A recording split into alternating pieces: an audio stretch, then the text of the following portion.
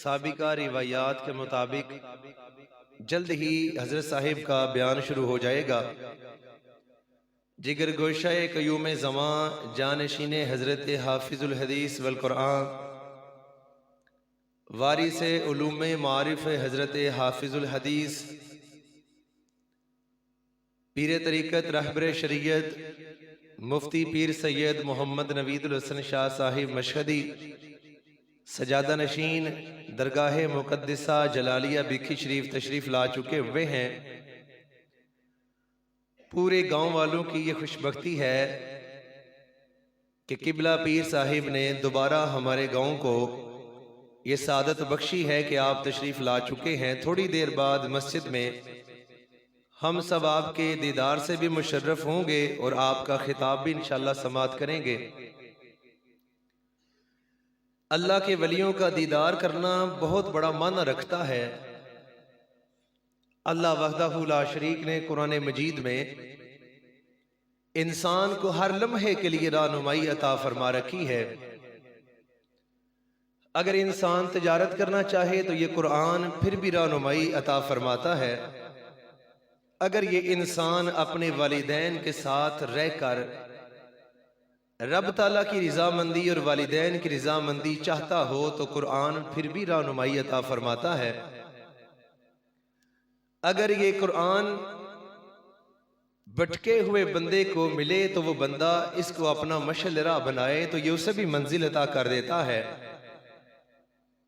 इन्ना हाज़ल कुरान यहदी लिल्लती हिय अक़वम, सूरह बनी इसराइल में कुरान मजीद का ये दावा है कि बेशक ये कुरान है जो सबसे ज्यादा सीधा रास्ता इनायत फरमाता है, दिखाता है। कुरान ही वो वाहिद किताब है जो तमाम आसमानी किताबों की भी सरदार किताब है। हजरत जुनैद बगदादी रहमतुल्लाहि ताला अलैह सैयदुत तौइफा हुए हैं। बहुत बड़ा आपका मर्तबा, बहुत बड़ी शख्सियत हैं। तो आपने 12 साल जो उन पर अल्लाह की तरफ से फजल और करम होते रहे उन्हें किताब में लिखा। 12 साल के बाद आपने उसको 12 साल गौर फिक्र में लगा दिए कि कहीं इसमें कोई गलती तो बाकी नहीं रहेगी। लादिया से हमारे पीर भाई जनाब मोहम्मद अरशद साहिब तशरीफ लाए हैं अपने दोस्त अहबाब के साथ। हम उन्हें खुश आमदीद कहते हैं। हजरत जुनैद बगदादी रहमतुल्लाह ने 12 साल किताब लिखी और किताब भी वो लिखी कि जो उन पर जो रब ने जो फजल फरमाए उसको इस उम्मत तक पहुंचाने के लिए आपने 12 साल लगाकर एक किताब जब लिख ली। अगले 12 साल हजरत जुनैद बगदादी ने उसकी प्रूफ रीडिंग में लगा दिए। 24 साल हो गए। अब अगले 12 साल हजरत जुनैद बगदादी रहमतुल्लाह उस पर तदब्बुर और तफक्कुर करते रहे कि ये उम्मत के हवाले करनी है, किताब में कोई शक ना रह जाए, किताब में कोई गलती ना रह जाए। 36 साल जब गुजरे, अपने हुजरे में बैठ के कुरान मजीद की तिलावत कर रहे थे तो जब सूरह बनी इसराइल 15वें पारे के पहले सफ़े पर यहां पहुंचे, इन्ना हाज़ल कुरान यहदी लिल्लती हिय अक़वम, दिल की कैफियत बदली हो गई, आंखों से आंसू रवां हो गए, अल्लाह की बारगाह में सजदा रेज हो गए। और जब सर सजदे से उठाया तो अपनी किताब को एक कपड़े में लपेटा और अपना जो सबसे करीबी और अपना जो सबसे सच्चा मुरीद था, फरमा बरदार था, उसे बुलाया। बुलाकर उस 36 साल के बाद 36 साल की अपनी मेहनत को उस कपड़े में लपेट कर उसे कहा कि ये एक चीज ले जा, इसे खोलना ना, और इसे ले जाकर दरिया के पुल पर खड़ा हो जा, जहां गहरा पानी हो इसे वहां तुम फेंक देना। मुरीद सादिक वही होता है जो सिर्फ पीर साहब के नाम के नारे ना बुलंद करे बल्कि पीर साहब की तालीमात पर अमल करे।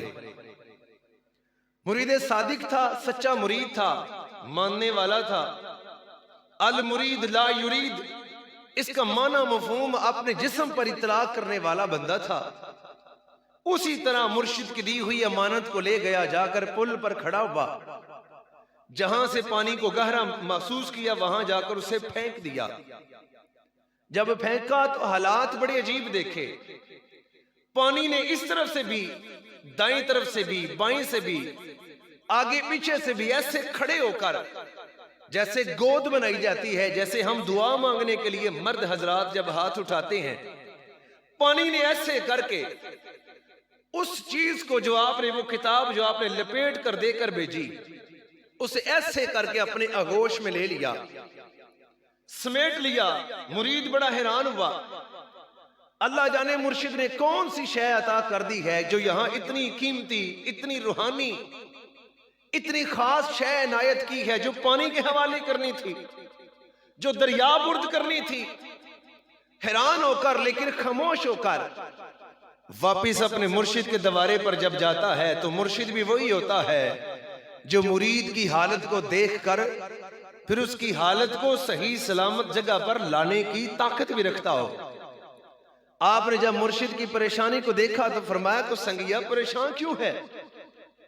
उसने अर्ज किया, हुजूर परेशान इसलिए हूं, कभी पानी ने ऐसे किसी शय को जिसमें फेंक के ऐसा किया नहीं।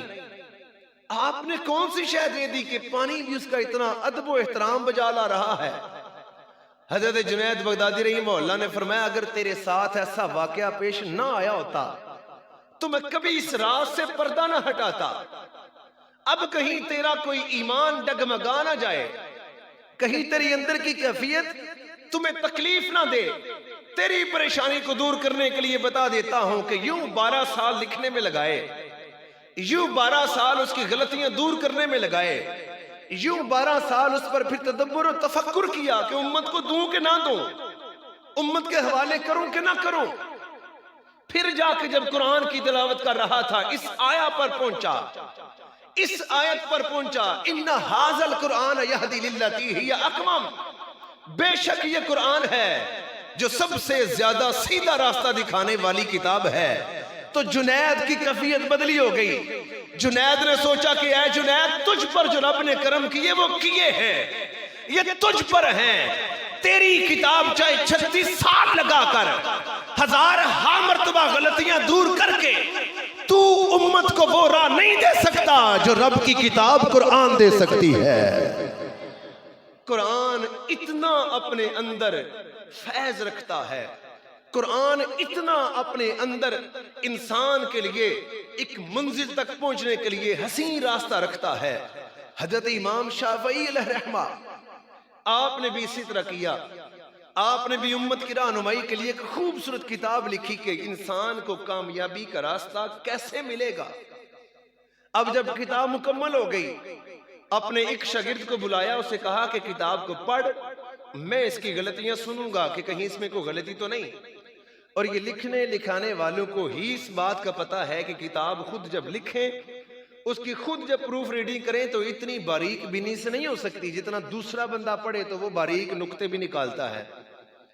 अब जब हजरत इमाम शाफी अलैहिर्रहमा ने अपनी किताब लिखकर एक अपने शागिर्द को बुलाया तो 700 गलतियां निकली। दूसरा दिन आया, दूसरे लायक शागिर्द को बुलाया, 400 गलतियां फिर निकल आई।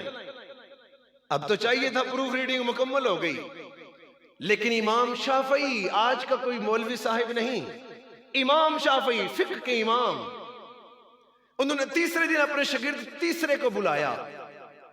उसने जब किताब को पढ़ा तो 300 गलतियां फिर निकल गई। चौथे दिन बुलाया, 150 गलतियां फिर निकल गई। 7 दिन लगातार इसी तरह करते रहे।